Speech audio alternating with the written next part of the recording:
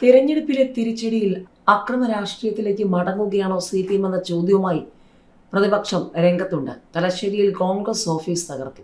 തെരഞ്ഞെടുപ്പിൽ തിരിച്ചടി കിട്ടിയതോടെ അക്രമ രാഷ്ട്രീയത്തിലേക്ക് മടങ്ങി CPM. തലശ്ശേരി എരഞ്ഞോളി മടത്തം ഭാഗത്ത് കോൺഗ്രസിന്റെ തെരഞ്ഞെടുപ്പ് കമ്മിറ്റി ഓഫീസ് ഒരു സംഘം അടിച്ചു തകർത്തു. കോൺഗ്രസ് നേതൃത്വം നൽകുന്ന പ്രിയദർശിനി ക്ലബ്ബ് കൂടിയാണ് ഈ കെട്ടിടം. CPM പ്രവർത്തകരാണ് ക്ലബ്ബ് തകർത്തതെന്ന് കോൺഗ്രസ് പ്രാദേശിക നേതൃത്വം ആരോപിച്ചു. കെട്ടിടത്തിന്റെ ഓടിട്ട മേൽക്കൂരയും മേശയും കസേരകളും തകർത്തു. ഗാന്ധി ചിത്രവും കൊടിതോരണങ്ങളും പോസ്റ്ററുകളും അടക്കം തൊട്ടടുത്ത തോട്ടിൽ വലിച്ചെറിഞ്ഞു. തദ്ദേശ തെരഞ്ഞെടുപ്പിൽ CPM ശക്തികേന്ദ്രമായ ഈ വാർഡിൽ കോൺഗ്രസ് സ്ഥാനാർത്ഥി ജയിച്ചതിലുള്ള വിദ്വേഷമാണ് ആക്രമണത്തിന് പിന്നിലെന്നാണ് കോൺഗ്രസ് പ്രാദേശിക നേതൃത്വം പറയുന്നത്. 8-ൽ 1 പോലും LDF ഇല്ല. പുത്തൻകുരിശിൽ കൈകോർത്ത് കോൺഗ്രസും 2020യും.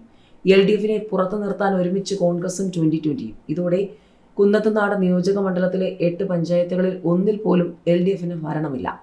LDF ഭരണം പിടിക്കാൻ സാധ്യതയുണ്ടായിരുന്ന വടവുകോട് പുത്തൻകുരിശ് പഞ്ചായത്തിൽ 2020 പിന്തുണയോടെ UDF അധികാരം പിടിച്ചു. ഒറ്റച്ചാട്ടത്തിന് BJPയിൽ മരുന്നിന് പോലും ബാക്കിയില്ല. മട്ടത്തൂരിൽ കോൺഗ്രസിന് മുഖ്യമന്ത്രിയുടെ പരിഹാസം മറുപടിയുമായി VD സതീശൻ. ഒറ്റച്ചാട്ടത്തിന് BJPയിലെത്താൻ തക്കം പാർത്തിരിക്കുന്ന പാർട്ടിയാണ് കോൺഗ്രസ് എന്ന മുഖ്യമന്ത്രി പിണറായി വിജയൻ. ആ ചാട്ടമാണ് തൃശൂർ ജില്ലയിലെ മട്ടത്തൂരിൽ കഴിഞ്ഞ ദിവസം കണ്ടത്. മരുന്നിന് പോലും ഒരാളെ ബാക്കി വയ്ക്കാതെയാണ് BJP കോൺഗ്രസ് അംഗങ്ങളെ എടുത്തതെന്നും മുഖ്യമന്ത്രി ഫേസ്ബുക്കിൽ കുറിപ്പിൽ പരിഹസിച്ചു.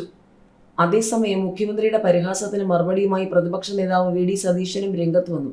മട്ടത്തൂരിൽ ആരും BJPയിലേക്ക് പോയിട്ടില്ലെന്നും അമിത്ഷായും മോദിയും എവിടെ ഒപ്പിട്ട് നൽകാൻ പറഞ്ഞാലും ചെയ്യുന്ന ആളാണ് മുഖ്യമന്ത്രിയെന്നും എന്നിട്ടാണ് ഒരു പഞ്ചായത്തിലുണ്ടായ സംഭവത്തിൽ കോൺഗ്രസിനെ പരിഹസിക്കുന്നതെന്നും അടൂരിൽ VD സതീശൻ പറഞ്ഞു. മട്ടത്തൂരിലേത് അതുൽ കൃഷ്ണ CPMന് കൊടുത്ത പണി. കോൺഗ്രസ് അംഗങ്ങളെ ചാടിക്കാൻ എത്ര കൊടുത്തു? മറുപടി. ഗ്രാമപഞ്ചായത്തിലേക്കുള്ള പ്രസിഡന്റ് വൈസ് പ്രസിഡന്റ് തിരഞ്ഞെടുപ്പ് പൂർത്തിയായതോടെ ചർച്ചയായത് തൃശൂർ മട്ടത്തൂർ പഞ്ചായത്താണ്. കോൺഗ്രസിലെ 8 അംഗങ്ങൾ കൂട്ടത്തോടെ രാജിവെച്ച് BJPയുമായി ചേർന്ന് മുന്നണി ഉണ്ടാക്കി പഞ്ചായത്ത് ഭരണം പിടിക്കുകയായിരുന്നു. കോൺഗ്രസ് വിമത ടെസി ജോസ് കല്ലറയ്ക്കലിനെ പ്രസിഡന്റ് സ്ഥാനത്തേക്ക് മത്സരിപ്പിച്ച് വിജയിപ്പിച്ചു. ഇതോടെ ഏറ്റവും വലിയ ഒറ്റക്കക്ഷിയായ CPMന് പഞ്ചായത്തിലെ 25 വർഷത്തെ ഭരണം നഷ്ടമായി. ഇതിനു പിന്നിൽ BJPയുടെ അംഗവും യുവ സംരംഭകനുമായ അതുൽ കൃഷ്ണ എന്നാണ് സോഷ്യൽ മീഡിയയിലെ സംസാരം. തന്റെ സംരംഭം പൂട്ടിച്ചതുമായി ബന്ധപ്പെട്ട് CPMനോടുള്ള പ്രതികാരമാണിതെന്നാണ് വിവിധ പോസ്റ്ററുകൾ അഭിപ്രായപ്പെടുന്നത്. മട്ടത്തൂരിൽ അതുൽ കൃഷ്ണയുടെ സംരംഭത്തിന് പഞ്ചായത്ത് പൂട്ടിട്ടതുമായി ബന്ധപ്പെട്ട് CPM ഭരണസമിതിയുമായി തർക്കങ്ങളുണ്ടായിരുന്നു. കോൺക്രീറ്റ് കട്ട കമ്പനി ചട്ടം പാലിക്കാതെ നടത്തിയതിന്റെ പേരിൽ പഞ്ചായത്തിനെതിരെ യുദ്ധം പ്രഖ്യാപിച്ച് വ്ളോഗറായതാണ് അതുൽ കൃഷ്ണ. അന്നത്തെ മട്ടത്തൂർ പഞ്ചായത്ത് പ്രസിഡന്റ് അശ്വതി ബീബിയെ വിമർശിച്ച് നിരന്തരം വീഡിയോകൾ നവമാധ്യമങ്ങളിൽ പോസ്റ്റ് ചെയ്തിരുന്നു. ഇതുമായി ബന്ധപ്പെട്ട പഞ്ചായത്ത് പ്രസിഡന്റിന്റെ പരാതിയിൽ കേസെടുത്തിരുന്നു. പഞ്ചായത്ത് ഭരണത്തിനെതിരെ നിരവധി ആരോപണങ്ങൾ അതിൽ ഉന്നയിച്ചിരുന്നു. ഇത്തവണ BJP ടിക്കറ്റിൽ മത്സരിച്ച് മെമ്പറായി. കോൺഗ്രസ് അംഗങ്ങൾ BJPയിലേക്ക് എത്താനുണ്ടായ സാഹചര്യത്തെപ്പറ്റി അതുൽ കൃഷ്ണ സംസാരിച്ചു. കോൺഗ്രസ് വിമതനായ ജയിച്ച മുൻ പ്രതിപക്ഷ നേതാവിനെ CPM പണം കൊടുത്തു വാങ്ങി ഭരണ തുടർച്ചയ്ക്ക് ശ്രമിച്ചു എന്നാണ് അതുൽ കൃഷ്ണ ആരോപിക്കുന്നത്. ഭരണ തുടർച്ചയ്ക്കായി CPIക്കെതിരെ മത്സരിച്ച് ജയിച്ച ഔസേപ്പിനെ CPM 15 ലക്ഷം രൂപ കൊടുത്തു വാങ്ങി.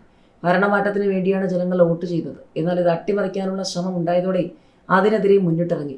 കോൺഗ്രസ് അംഗങ്ങൾക്ക് 1 രൂപ പോലും കൊടുത്തില്ലെന്നും അതുൽ പറഞ്ഞു.